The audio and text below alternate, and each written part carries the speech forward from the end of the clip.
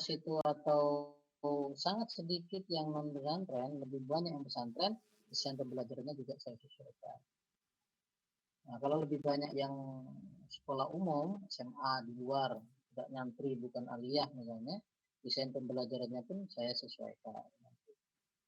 Jadi kalau lebih banyak yang pesantren, biasanya saya banyak memberi ruang bagi diskusi-diskusi seputar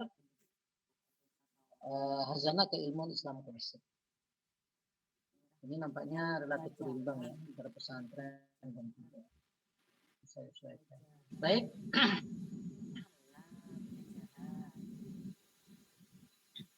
Untuk selanjutnya, karena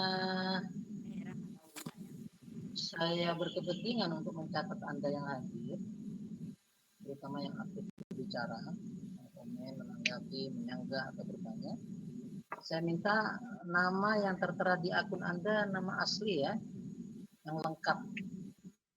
Onan Lana, itu Muhammadnya kurang ya, diberi lengkap, biar saya tidak bingung. Apalagi namanya sama-sama misalnya. Baik, untuk presensi selanjutnya, Anda lakukan presensi secara mandiri ya. Berhubung LMS saya masih trouble, jadi untuk sementara ini lakukan presensi mandiri di sister Anda, di akun sister Anda, tepatnya di forum kelas kuliah. Saya kasih ya. Anda masuk ke portal ini, masuk ke forum kelas kuliah, ya. Lalu di situ nanti nampak mata kuliah Anda, mata kuliah yang Anda program di semester ini. Nah, sekarang untuk saya kan S1 dan S2. Nah, ini yang Anda di AT1. Saya buka, Anda masuk ke sini. Di akun Anda masing-masing. Nah, ini. Nah, seperti ini ya. Ini silakan Anda sebutkan nama atau Assalamualaikum atau apalah. Assalamualaikum, semangat, selamat sore atau apa. Itu sebagai bukti bahwa Anda hadir dalam kuliah. Jangan seperti ini, Rosyidatul Ma'rifah ya. Jangan bikin forum sendiri, tapi gabung di forum kuliah yang sedang berlangsung. Ini yang Rosyidatul Ma'rifah ini. Nanti nggak tercatat di sistem ya. Jadi ini seperti Intan, Khairuddin, Saginatul, Siti Nurjamila dan seterusnya ini. Nah, ini tercatat oleh sistem otomatis. Ya. Di situ juga saya sertakan SAP. Ya, ini mungkin hilang di HP Anda bisa download lagi di sini. Dan ini yang akan kita diskusikan hari ini. Baik, saya tutup. Saya akan share.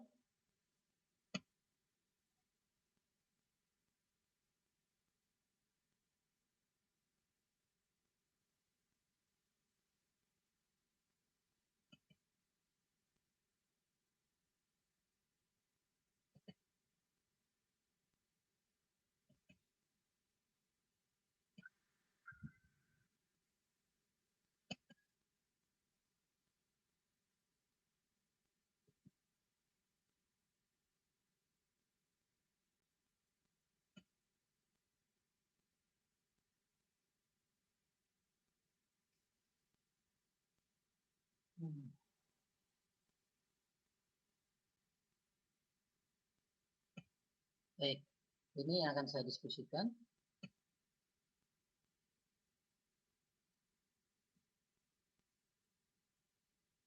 Silakan sambil bisa menyimak di sini atau enggak di HP Anda masing-masing.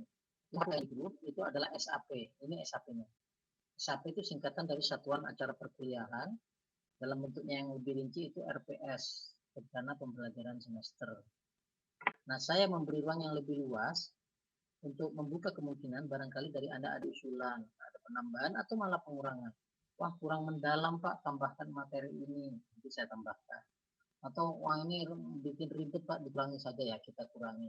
Yang penting Anda siapkan alasannya, jangan asal kurangi Pak, pokoknya saya tidak setuju. Alasannya harus jelas ya. Atau tambahkan Pak, saya lebih harus ada penjelasan. Jadi selama satu semester bersama Anda, bersama saya, Anda akan belajar filsafat umum.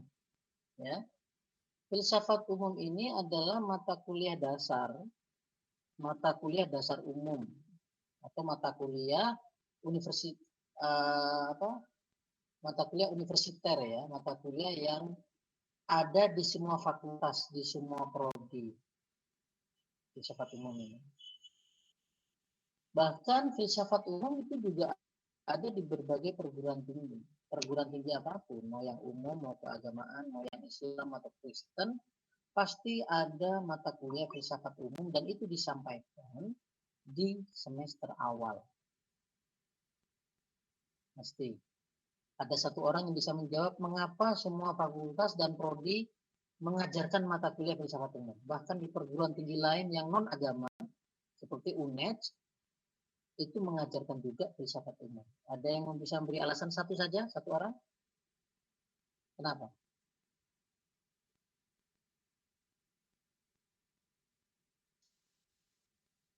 Ada? Saya Pak mungkin menjawab. Siapa namanya? Ahmad Kois. Oke, silakan Ahmad Kois. Menurut saya sih karena kan filsafat ini kan berkaitan dengan pikiran-pikiran begitu, pemikiran. Jadi ya untuk membantu mahasiswa ketika nanti sudah memasuki semester selanjutnya, ya setelah melewati semester 1 untuk memahami berbagai pemikiran-pemikiran yang dipelajari di mata kuliah yang ada di universitasnya itu atau yang ada di prodinya. Oke, jawabannya bagus ya. Jadi kenapa filsafat umum diajarkan di semua perguruan tinggi, diberikan di semester 1? Itu karena ini merupakan bekal niscaya, bekal yang harus dimiliki oleh setiap mahasiswa, yang akan membantu dia untuk terampil dalam berpikir, pintar dalam membangun argumentasi, dan dengan filsafat dia juga bisa terampil di dalam memahami ilmu, memahami kebenaran, memahami kenyataan.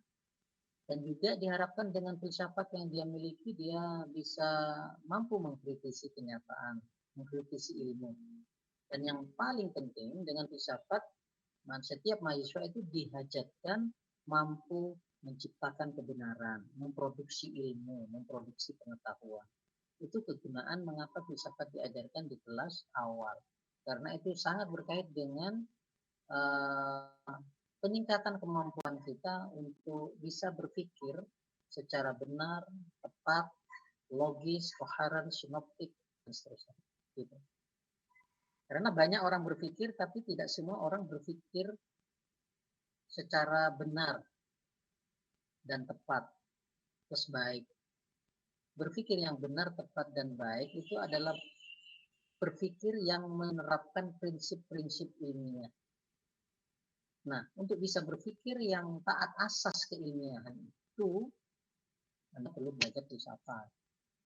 Kalau tidak belajar itu, Anda hanya cuma berpikir. Ya. Tapi boleh jadi cara berpikir Anda tidak tepat. Nah, filsafat itu membantu kita untuk membuat cara berpikir kita itu sehat. Cara berpikir kita itu tepat dan benar-benar konsisten dengan prinsip-prinsip keilmuan. Seperti itu. Makanya itu diberikan di semester awal. Gunanya seperti yang dikatakan Pak Is tadi, ini akan menjadi entry point ya, entry point yang sangat penting bagi Anda, yang akan membantu Anda dalam rangka mengkaji berbagai disiplin keilmuan di semester-semester berikutnya. Di semester pertama Anda akan belajar filsafat ilmu. Kemudian nanti semakin spesifik keprodian Anda. Ya. Kegunaan yang paling praktis yang nanti akan Anda rasakan dengan belajar filsafat ini adalah ketika Anda belajar ketika Anda menulis skripsi. Menulis skripsi sungguhnya adalah memindah pikiran Anda ya, ke dalam bentuk tulisan. Nah, turunan dari filsafat itu nanti Anda akan belajar metode penelitian. Metode penelitian itu adalah salah satu bagian dari sistematika bahasan kefilsafatan. Nah, nanti Anda akan mengenal berbagai cara, metodologi, paradigma bagaimana melakukan penelitian. Yang itu penting bagi Anda ketika nanti membuat skripsi. Begitu ya. Nah, karena itu saya mendesain mata kuliah ini dalam 2 pilihan besar. Yang pertama, kita akan mengkaji sejarah. Sejarah apa? Sejarah pemikiran. Kemudian yang kedua, kita akan belajar sistematika bahasan filsafat yang isinya tentang baik produk pemikiran maupun berbagai metode berpikir. Jadi kita akan banyak bicara tentang metodologi berpikir yang diajarkan oleh para filosof dan banyak dikembangkan oleh para intelektual muslim maupun non-muslim di era kontemporer saat ini. Jadi pilihan pertama itu kajian historis akan dimulai sejak Yunani sampai era kontemporer tadi. Sementara pilihan kedua nanti kita akan banyak masuk pada domain kajian metafisika, logika. Logika itu kalau dalam di pesantren itu adalah ilmu mantik ya. Kemudian etika, estetika dan bagian kefilsafatan khusus lainnya seperti filsafat agama. Jadi mau tidak mau kita bicara agama dalam hal ini Islam. Kenapa? Karena kajian utama, inti kajian utama dalam studi Islam di ketika IN, di UIN, STAIN atau YIN itu memang Islam. Jadi ketika Anda masuk ke Usuluddin, kajian utama Anda adalah Islam. Metodologinya bisa dari mana saja. Nah, filsafat itu menjadi salah satu pendekatan yang bisa Anda gunakan nanti untuk mengkaji agama. Dalam ini mengkaji Islam. Masuk nanti ketika Anda mengkaji Al-Quran dalam rangka apa? Tafsir. Anda mengkritisi model penafsiran Quraisy Shihab. Anda bisa menggunakan pendekatan filsafat atau metode-metode lain yang dikenal dalam filsafat. Kemudian kompetensi dasar yang diinginkan, diharapkan Anda miliki setelah belajar filsafat itu ini. Anda mengetahui perkembangan pemikiran filsafat dan skemanya.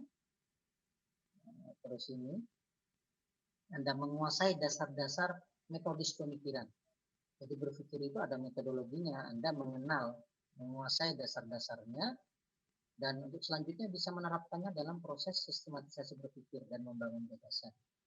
Jadi ini mata kuliah yang mengajari Anda berpikir kritis, membangun argumentasi, mengkaji ilmu, mengkritisi ilmu, pemikiran orang dikritisi, teori-teori yang dikonseptualisasi orang dikritisi, pada akhirnya Anda membangun konsep sendiri, menemukan kebenaran sendiri. Katakanlah menciptakan ilmu, dan itu filsafat bisa sangat membantu. Ya. Hasil belajar ini yang diharapkan, tujuan pembelajarannya ini silakan dibaca sendiri. Kemudian ini adalah materinya, ini pemerian ya, pemerian materi perkuliahannya ada 6. Ya, ada 6. Nanti dibagi 2 ini. Paruh pertama perkuliahan itu saya akan menjadi fasilitator di kelas, akan menemani Anda diskusi terkait topik-topik ini. Mungkin sampai 5 pertemuan ya. Lalu kita UTS atau nanti UTS-nya saya satukan di UAS. Lalu ketika bicara aliran filsafat dan para filosof, Anda tugas saya beralih ke Anda. Andalah yang kemudian menjadi fasilitator secara bergilir. Melalui apa? Melalui presentasi makalah lewat seminar kelas. Ya. Kemudian ini strategi pembelajarannya. Strategi pembelajaran kita itu ada 3 pendekatan atau penghampiran, yaitu sistematis, historis, dan kritis. Ini untuk mewadai seperti yang saya katakan tadi. Nah, dalam hal ini saya lebih menempatkan Anda sebagai mitra dialog saya mitra. Anda dalam sistem akademik kita memang berposisi dalam kapasitas sebagai mahasiswa dan saya dosen. Tapi dalam proses pembelajaran ilmu kalam, bukan ilmu kalam, pembelajaran filsafat umum ini, maaf tadi saya salah, dalam pembelajaran filsafat umum ini, Anda saya tempatkan posisi setara dengan saya. Kita adalah mitra dialog, kawan berpikir. Jadi karena itu Anda boleh berbeda pendapat dengan saya. Anda boleh punya gagasan yang lain yang berbeda dengan saya, berbeda dengan teman-teman lain, berbeda dengan para pemikir, para filosof Barat maupun berbeda gagasan dengan pemikir filosof Muslim. Silakan. Ya.